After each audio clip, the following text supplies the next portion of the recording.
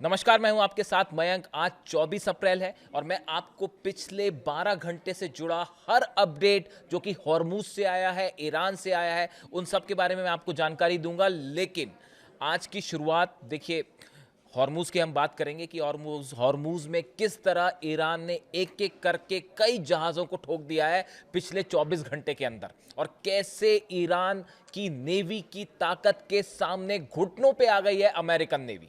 और नतीजा ये है कि वहां पे अमेरिका में आपने सुना ही होगा कि नेवी सेक्रेटरी जो हैं उनको हटा दिया गया है पद से। खैर वो ठीक है, लेकिन हम शुरुआत करेंगे एक ऐसी खबर से जिसे सुनने के बाद पूरा अमेरिका अब परेशान है। देखिए, खबर ये है कि क्या ईरान ने एनपीटी से यानी न्यूक्लियर प्रोलिफरेशन ट्रीटी से बाहर आने का फैसला कर लिया है, और क्या पिछले चंद घंटों के अंदर या पिछले कुछ दिनों के अंदर, एक दो दिन के अंदर, ईरान में यह सहमति हो गई है कि अब ईरान को न्यूक्लियर टेस्ट करना चाहिए।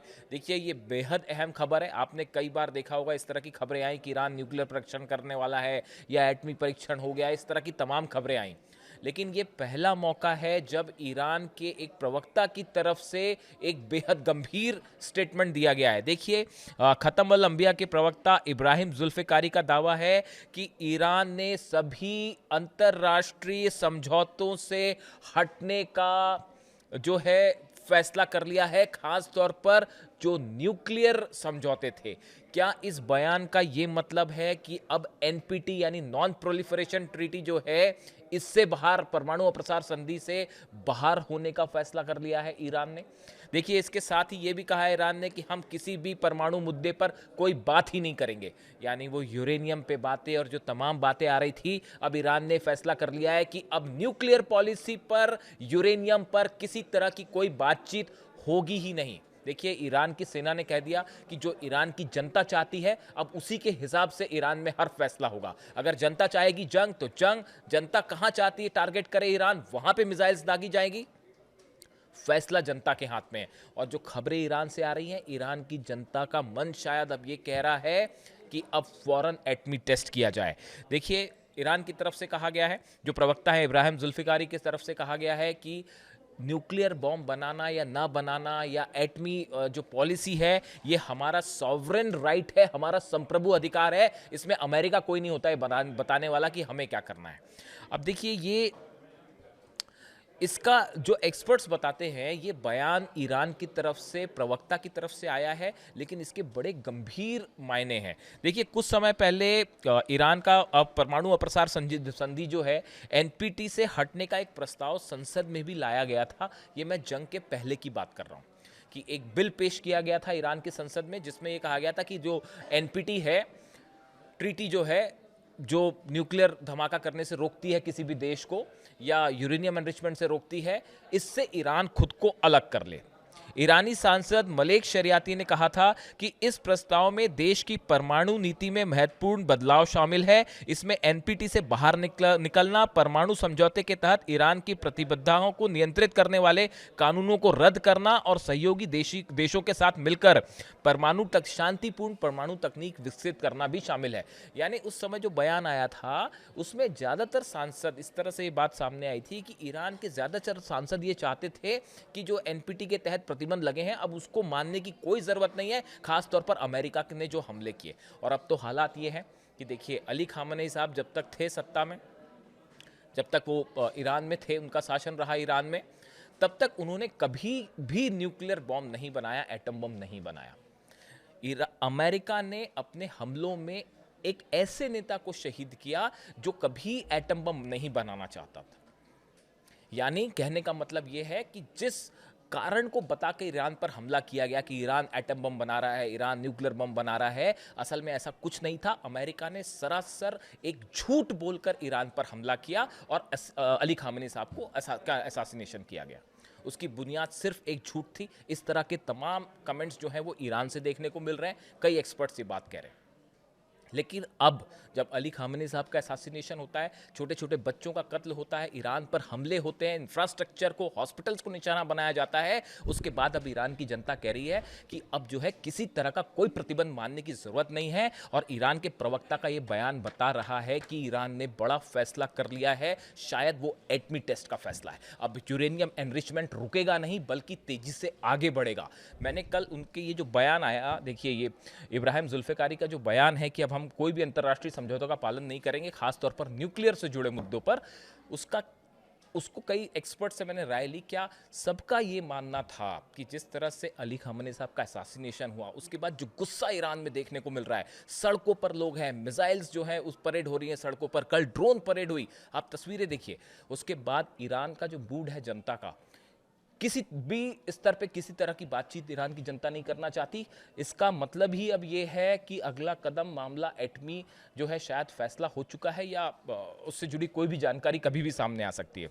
देखिए एनपीटी जो है, छोटे में अगर हम समझना चाहें, नॉन प्रोलिफरेशन ट्रीटी जो है 1968 में शुरू हुई थी, 1970 में इसे लागू किया गया। इसका उद्देश्य परमाणु हथियारों के प्रसार को रोकना, निशस्त्रीकरण को बढ़ावा देना और शांतिपूर्ण परमाणु ऊर्जा के उपयोग को प्रोत्साहित करना है। इस ट्रीटी के अनुसार परमाणु हथियार केवल 5 देश, अमेरिका, रूस, चीन, ब्रिटेन और फ्रांस तक सीमित रहेंगे। ये ट्रीटी थी, कई देशों ने इस पर साइन किए, कई ने साइन नहीं भी किए, लेकिन इसके नियमों का पालन कर रहे हैं। लेकिन अब ईरान ने यह तय किया, जो संसद में प्रस्ताव आया था, कि इसका पालन नहीं किया जाएगा। देखिए राफेल ग्रासी जो आईएईए चीफ है, इनकी तरफ से भी एक कल बयान आया कि 20 देश ऐसे हैं जो शायद एनपीटी से बाहर आने की कोशिश कर सकते हैं, या फिर खुद की परमाणु कार्यक्रम को आगे बढ़ा सकते हैं। क्योंकि अब ज्यादातर देश ये महसूस कर रहे हैं कि अगर किसी देश के पास न्यूक्लियर बॉम्ब है, एटम बॉम्ब है, तो ये उसका डिटरेंस है, वो सेफ है। अगर आपके पास एटम बम नहीं है तो अमेरिका आपको निशाना बना सकता है, चाहे वो कोई भी देश क्यों ना हो। चाहे कभी कहते हैं क्यूबा पर हमला हो जाएगा, कभी कहते हैं ग्रीनलैंड पर हमला हो जाएगा, कभी वेनेजुएला पर हमला कर दिया, कभी ईरान पर हमला कर दिया। ये प्रोसेस रोकने के लिए हर देश के पास अपना डिटरेंट होना जरूरी है, जैसा कि नॉर्थ कोरिया के पास है। नॉर्थ कोरिया पे आप हमला करके दिखाइए, नतीजा क्या होगा सब जानते हैं। मिसाइल्स कहाँ कहाँ अटैक करेंगे, और उसके बाद आप समझते ही हैं कि नॉर्थ कोरिया तो है, किम जोंग उन बात नहीं करते, वो सीधा मिसाइल दागते हैं, तो उनको कोई चैलेंज नहीं कर पा रहा। तो इसीलिए अब ईरान पे इस हमलों ने अमेरिका को बड़ी मुश्किल में डाल दिया है। पहले न्यूक्लियर बम नहीं बना रहा था ईरान के पास पहले एटम बम नहीं था। जो नहीं बना रहा था आपने उनको शहीद कर दिया। अब उसके बाद जो अब नई रिजीम आई है, अब वो गुस्सा देख रही है, जो कि अमेरिका के लिए एग्जिस्टेंशियल थ्रेट बना सकता है। और हो सकता है कि इसी को बहाना बना के अगर हमला भी करे तो ईरान की जनता उसके लिए तैयार है कि जो हमला करना करिए, हम तैयार हैं। अब देखिए इसके अलावा जो खबरें हैं, एक तो ये बहुत ही बड़ी खबर है, अगर ईरान में इस तरह का कोई फैसला हो गया है तो शायद जल्दी ही इसका कुछ अनाउंसमेंट हो जाए, या फिर शायद धमाके के साथ ही अनाउंसमेंट हो जाए, कुछ भी हो सकता है। तो ये एक बड़ा डेवलपमेंट। इसके अलावा आप देखें 5 जहाज़ों में, मेरे मुताबिक पिछले 12 से 13 घंटों के अंदर हॉर्मूज में 5 जहाज़ों को ईरान की सेना ने, नेवी ने निशाना बनाया है।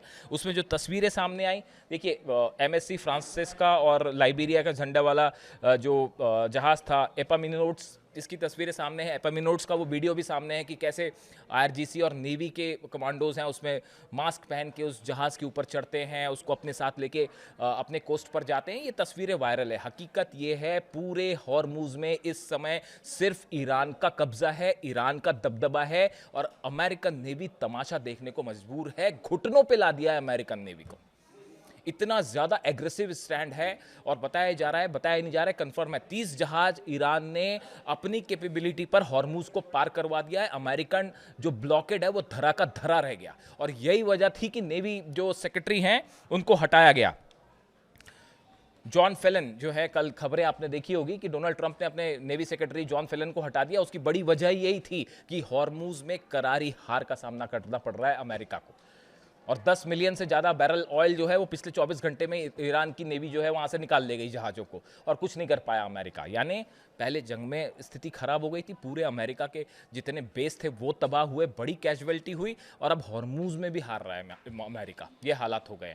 और एक खबर चल रही है अमेरिका में कि जो अमेरिकी सैनिक मरे हैं या जो घायल हुए हैं, इनकी नंबर्स उनसे कई गुना ज़्यादा है जो कि बता रहा है, अमेरिका कबूल कर रहा है। जैसा कि ईरान ने दावा किया था कि जो है हज़ारों की संख्या में घायल हुए हैं और हज़ारों की संख्या में कैजुअलिटी की भी बात सामने आ रही है। और जो अमेरिका ने दावे किए हैं उसमें कई सारे सैनिकों की ऐसी लिस्ट है जो कि मिसिंग है, जिनका कुछ नहीं पता कि कहाँ है। तो अब इस तरह के तमाम दावे हो रहे हैं कि असली कैजुअलिटी क्या है और कितने लोग घायल हुए अमेरिका के, उसकी कोई जानकारी नहीं है। टोल वाली खबर आपने देखी, ईरान ने अपने जहाज पार करवाए वहाँ से, और कल पहली खबर जिस तरह से आई कि ईरान ने पहली बार टोल लिया है और सेंट्रल बैंक में वो जमा भी हो गया। ये सब वो एग्जाम्पल्स हैं जो कि बता रहे हैं हॉर्मूज में ईरान भारी पड़ रहा है और अमेरिका कुछ नहीं कर पा रहा। इसी के बीच इराक में एक ऑयल फील्ड पर अटैक हुआ है, ईरान की तरफ से ड्रोन अटैक हुआ। ये वो एरिया है, कुर्दिश एरिया, जो कि ईरान के खिलाफ हमेशा ऑपरेशन करता रहता है।